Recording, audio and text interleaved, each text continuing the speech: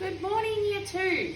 So today in our visual arts lesson, we're going to be using watercolours and mixing colours and experimenting with them with different types of paper. You can see I've got my different types of paper laid out, got my watercolours, and we're going to be mixing our colours to see what kind of depth and movement we can get when we're creating our masterpieces. What we're going to be creating today is going to be based around the theme of rainforests. So before we move into using any of our materials, the first thing I want everybody to do is close their eyes. Is everybody's eyes closed? Alright, I want you to listen to the sound of the music that I have playing and visualize a rainforest. What does a rainforest look like to you? What kind of colours can you see? Can you see the greens on all of the trees and the leaves? Or can you see the yellow from the sun coming through the rooftop of the trees? Maybe you can see the browns of all the twigs and the sticks on the ground. If you've never seen a rainforest, that's okay too. Use your imagination. What does a rainforest mean and look like to you? I want everybody to keep their eyes closed for just a little bit longer and picture all of those colours in their mind. All right, everyone, you can open your eyes again. Oh, wasn't that a beautiful trip? I know when I had my eyes closed, I was imagining a rainforest in far north Queensland that I hiked through one time. I could see all of the greens and the different types of greens, the different tones of that colour. I could see some yellow rays of sunlight beaming through the trees. Now, unfortunately, since I went on that hike a very long time ago, North Queensland has gone through quite a few droughts since then. And if you don't know what a drought is, that is when the world and the earth gets too hot and it takes all of the water out of the earth. And as we know, plants like to drink water. So these days, some of those rainforests have a few different colours in them rather than the greens. They're a bit more browns and a bit more blacks and everything like that. But that's okay. If that's your experience with rainforests, then that's your experience. And again, if you've never seen a rainforest, use your imagination. I want everybody, even if you have seen a rainforest, I want everybody to be using their imagination when we're doing this activity. All right, first thing we're going to do is we're going to experiment with our watercolours on some different material paper. So I've got just some normal paper here. I've got some sketch paper, and then I've got some actual watercolour paper here. So what I want everybody to do is to take a paintbrush, dip it in some water, and choose your favourite colour.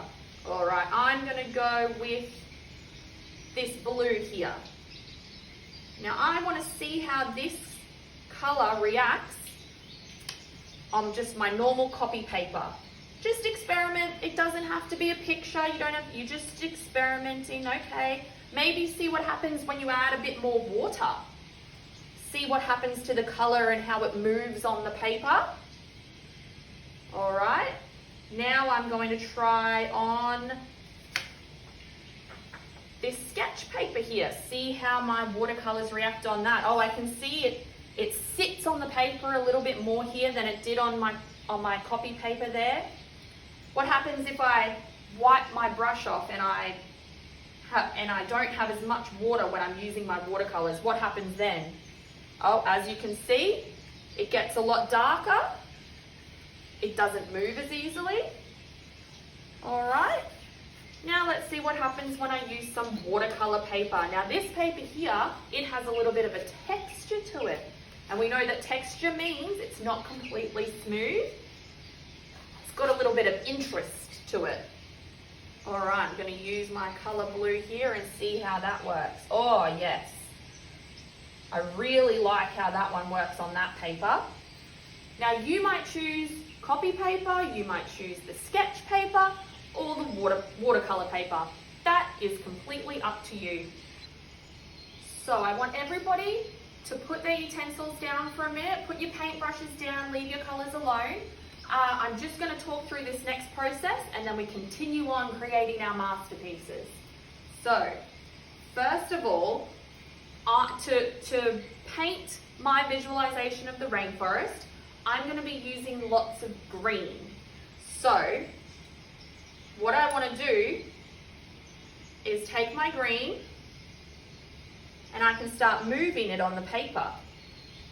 Now, in order to get a lighter green, if I wanted to get a lighter green, what I can do is I can add a little bit of white to my green. Now, if I add white to my green, I get a lighter shade, and we call that a tint. So if I want to lighten my green up, so I still have green, it's still the same color, it's just like a different version of green. So I'll add some white to my green, and then that will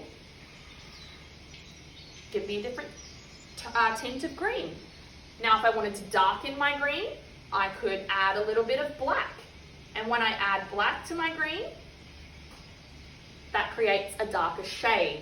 So again, we're still using green. I just have it, can you see there? I just have a darker shade of green when I add the black to it. And by combining all of these tints and shades together in my watercolor, we make it look like the picture's almost moving. Like when you have a rainforest and all the trees are swaying and leaves are moving because there's birds and butterflies. That's what we're trying to make our picture look like. We're going to try to give it some movement. So if I use my standard hue, my standard color of green, and I add some white to create a different tint, and I add some black to create a shade of green,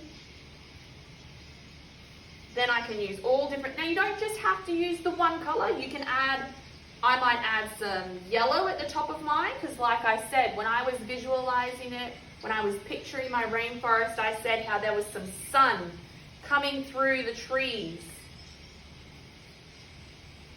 And then again, I can change the shade. If I add a little bit of black to my yellow, I can change that shade. And if I add a little bit of white, I can get a lighter yellow if I'd like to. Okay, so now that I've shown you that, before you move on to your canvas that you've chosen, I want you to take your sample, your practice pieces again, and I want you to practice mixing your colors. Maybe pick your favorite color, maybe it's pink, and see what happens when you add some white. See what happens to your pink then. Or see what happens when you add some black. Maybe you can change all the colors.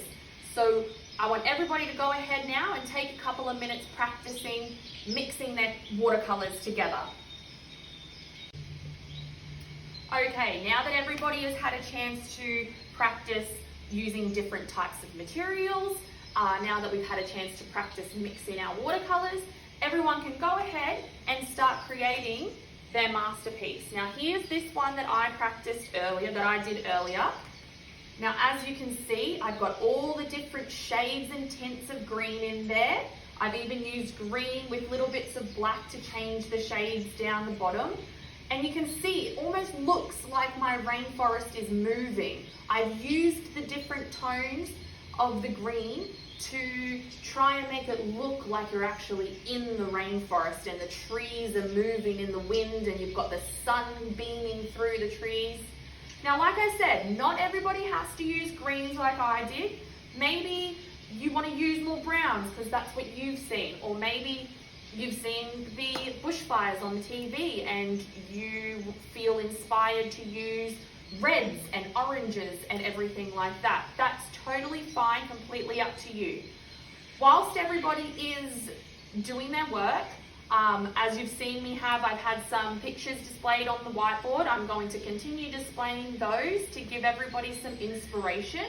As you can see, they don't exactly look like a rainforest with trees straight up and down. It's how we feel and how we think we see a rainforest in our mind. That's what we're trying to create. And everybody's piece of art is going to be completely different because everybody's imagination and everybody's interpretation of what they remember a rainforest to be is going to be different.